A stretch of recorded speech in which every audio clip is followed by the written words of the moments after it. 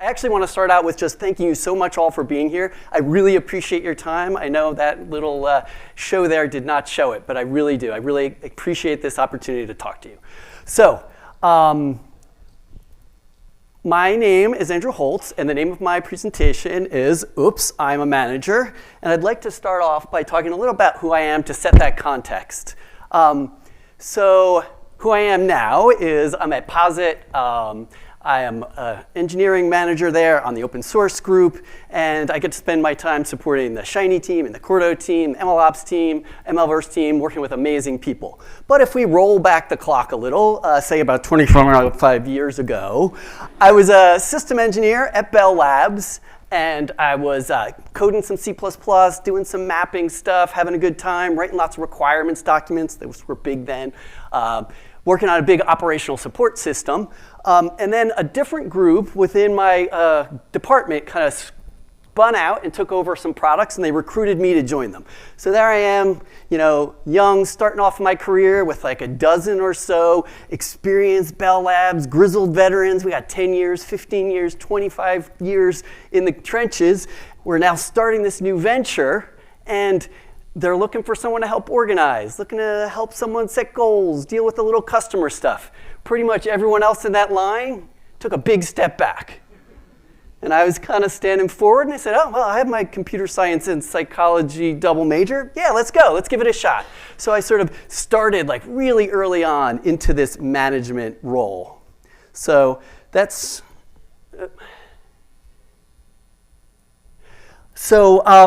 This today is me having had this great experience, getting into it early in this technical managerial path, and I've had so many opportunities through it, and I kind of want to share it, and I want to share it through one particular exercise around one-on-ones that I think is a great way to test out if maybe this is a path for you, and that's the goal here today.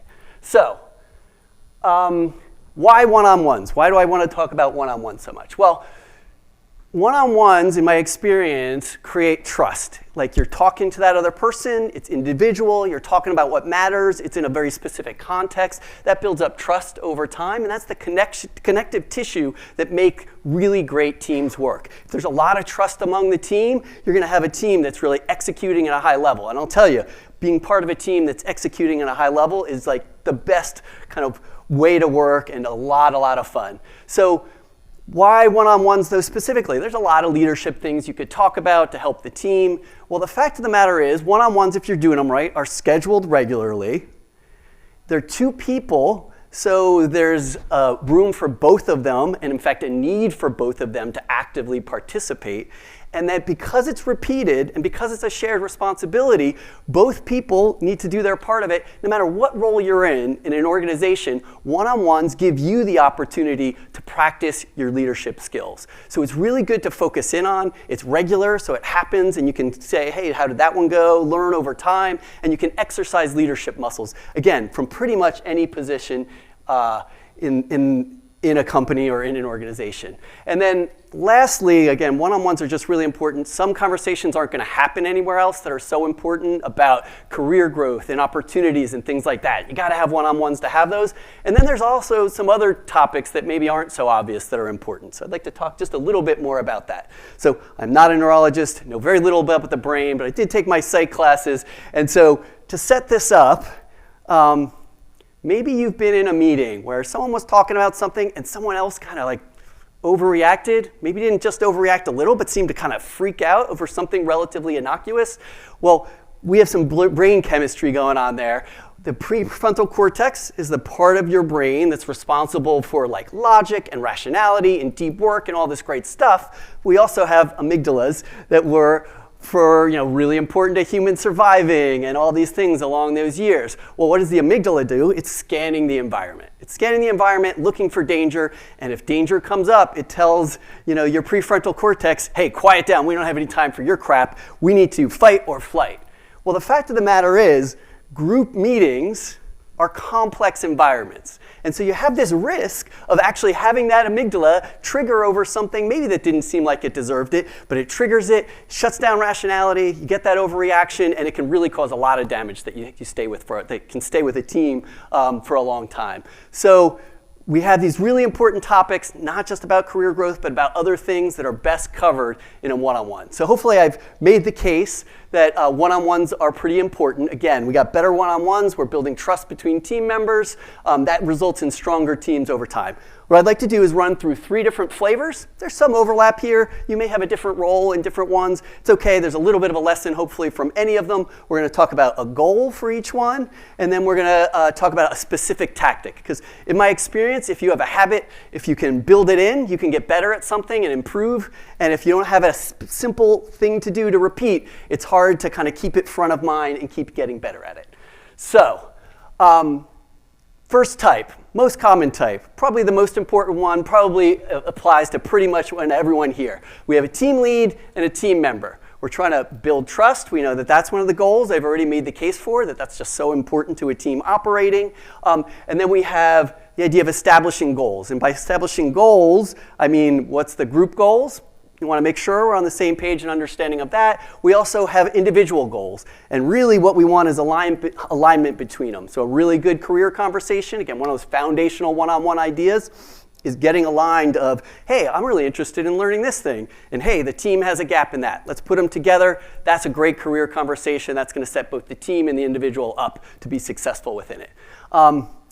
Giving feedback. Obviously, one-on-ones are a really important place to do that, and I mean both ways. Giving feedback isn't just team lead to team manager, it is both team lead to the team member and back vice versa. So one of the things that I learned over time, or was taught, let's say, about management and doing one-on-ones is, well, if you have to give someone feedback, you feed them a crap sandwich. So we have a piece of bread, I guess that's the good part, and then we have the harsh criticism maybe in the middle, so I guess that's the crap, and then another piece of bread on the other end to make a sandwich of it. In my experience, that's fine. You definitely want a mix of good and bad things. You want to predominate with good as much as you can, focus on positives where you can, not avoiding the important feedback when it comes up. But in my experience, it's much better to start with here's a specific observation. This is something that happened in as factual terms as I can, and then ask questions about it. Don't assume you know that everything's going on. That is a form of feedback. Hey, here's this behavior. Maybe it had some consequences. Maybe it wasn't ideal. But let's talk about it. I want to understand it better. I want to see where you're coming from and make sure I get it. That's like the 2 version of feedback, and then you can turn up the volume as you get comfortable, as you understand the person and how they react. Because some people, you can say all the great things in the world and have one little negative one. They're going to obsess about the negative one, and your next 5 one-on-ones will be affected by that. Other people, they'll only hear the positives. You said something you felt was pretty direct, and somehow flies right over their head. They miss it. So you got to be attentive to what's going on in the conversation and say, okay, how is this landing, and turn it up over time. I find that's a better way than the crap sandwich. Okay, bunch of different questions here. These are all really good topics, categories, checking in, what are our priorities, we got our feedback one we already talked about, we got our career conversations. I'm just going to call out one that I really personally have gotten a lot of value on, which is in the middle for the check-in, any sneaky issues worrying you. So what do I mean by a sneaky issue? That's something that's small, maybe in the back of someone's mind. It's kind of picking at them. It's not a big deal. I don't need to bring it up yet, but it's simmering, and then it boils over. And once it boils over, it's actually a big problem. If you can ask questions that get you to those earlier simmering levels, it's much easier to address challenges. So that's just one of my personal favorites from this big list here. So I told you tactics. These tactics are going to be dead simple. They're going to be so obvious. Some of them you probably already do. But if you build in the habits around them and give them a try and put the multiples together, you're going to get more out of one-on-ones. You're going to move your team forward. So the first tactic, topic scorecard. All you're going to do is take a list like that one I have in here. I have a link to it at the end. You can use that list. You can do your own list. But you're going to set your alarm for 5 minutes before your next one-on-one with whoever it is, and you're going to pull up that list of topics, and you're just going to spend a little bit of time planning out what's a good topic for me and that person this week, this month. 5 minutes is all I ask for. Makes a huge difference in adding the quality. You're about to spend a half hour or 45 minutes with this person going through stuff. All you have to do is take 5 minutes ahead of time to do a little bit of planning. Goes a really long way.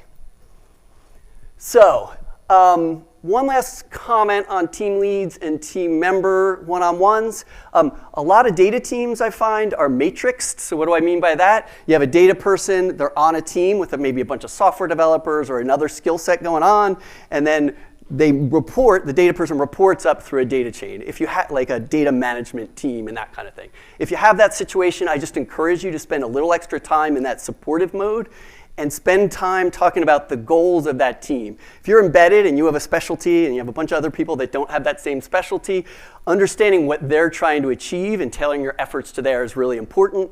Last thing is, if you're the manager on that other team, make sure you have the occasional one-on-one with the team lead that your person is in. Again, talk about goals and how it's going. Help them head off troubles if you can. So, moving on to the next type of one-on-one. We have you and your boss. So for you and your boss, you're going to want to spend a little more time here prepping for it because frankly, what does boss mean, right? So we're assuming some level up or even a couple of levels up the hierarchy. Basically, each level up is going to add complexity. It's going to add like more stuff that they're supposed to know about. And so you're going to help them by setting a little bit more context and being understanding about where they're coming from. I mean, basically, right, the wider your scope, the more things you don't know. And that's part of why managers often seem clueless. And I say that as a manager who has often seemed clueless. Wider scope, more likely not to know things. That's just the nature of the beast. So when you're going into that, you're going to say, okay, I need to understand a little bit more about where my boss is coming from. And I'm going to try and tailor to that, like, wow, they have a wider scope. I want to understand where they're coming from, tailor it to that, make it efficient for them to remember things. And help them through that. Another goal we have is to really avoid meeting surprises. If they find out about something that's gone wrong on your team or something that wasn't delivered, but it's with meetings with some of their peers or those kind of things, you don't want them to find out from someone else. So one of your goals is always when you're looking at your topics, if you have something that they might hear about later, try and give them the heads up. That's going to go a long way to avoiding painful situations and conversations later. And then my last thought on this goal is just be explicit about what you're asking for from them. That'll help them give you the feedback. If you're saying, hey, this is just to inform you of what I'm doing or what's going on in the team or this thing about the project, say informing. If it's more like, hey, I really want some advice about this, I don't know this or that, ask for advice, be specific. The last thing is if you need an action for them, call it out. Say, hey, I need your action. I need your help on this thing, get this funding, go to that other person, that kind of thing. So again, you're meeting with your boss, ask and categorize those different things.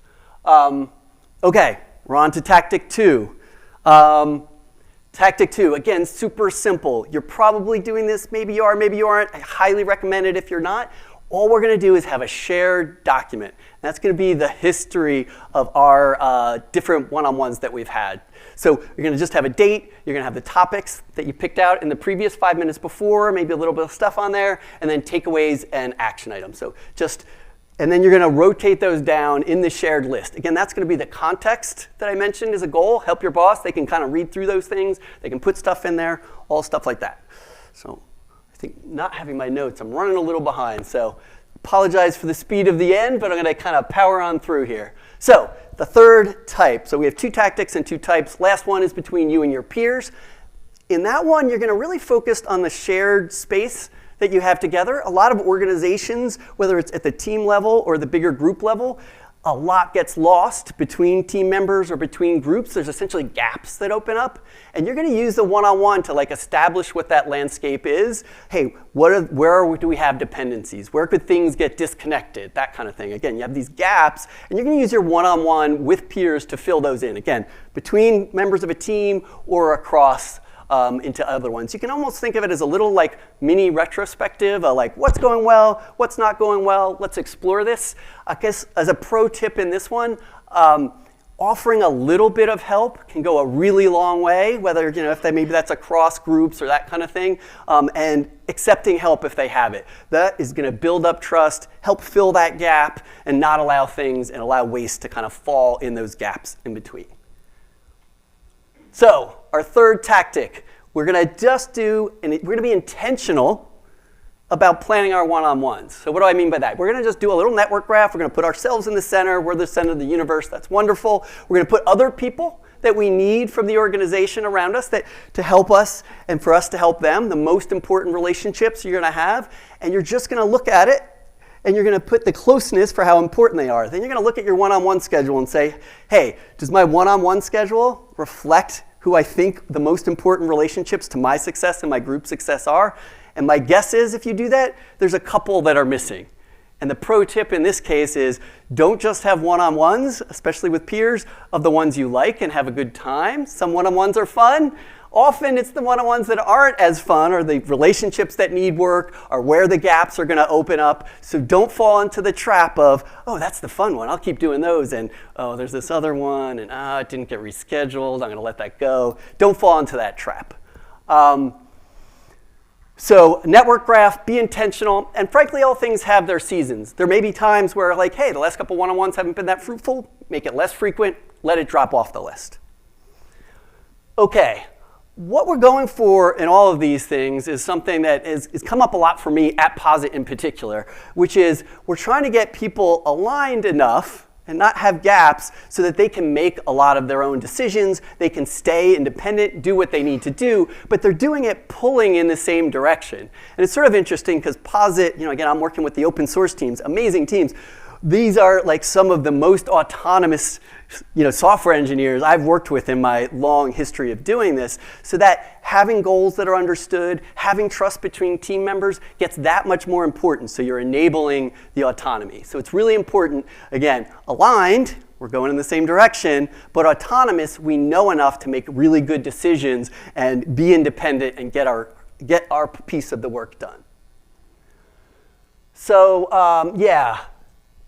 in conclusion, I'm just making a plug for technical management. It's been an awesome career choice for me. It's been really interesting, different challenges, and frankly, there's often opportunities because so many technical people are afraid of I don't want to fall into the trap of going into management. It means there's opportunities there, and not just opportunities for yourself, but opportunities to serve the team.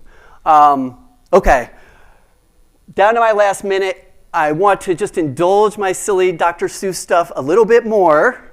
And I have a quick poem that's hopefully going to remind you about everything and maybe even cover some of the things I missed since I haven't had my speaker notes. In the land of the office where meetings reside, let's talk about one-on-ones. Oh, they can't be denied. For they're more than just chatter, more than just talk. They're the path to success, not a casual walk. So listen up closely, for tactics are here to make all your one-on-ones something quite dear. Tactic 1. My friend, is a tip quite divine. Rotate different topics, let variety shine. Don't dwell on status, oh no, not too long, for a mix of discussions will make your bond strong. Tactic 2 you see is a gem quite rare. Always prepare notes, show that you care. Keep a shared running set for both you and for me, so when we look back, our progress we'll see. Tactic 3, yes, is the key to the door. Draw out relationships, you'll find so much more. Schedule frequency and length oh so wisely, for those are the moments that matter precisely. So there you have it, tactics 1, 2, and 3. Apply them with care, and then you will see, though they may seem simple, don't let that confound, for their impact on success is truly profound. As your one-on-ones flourish like a well-tended tree, together, how great we will all be. Thank you very much. Thank you so much, Andrew.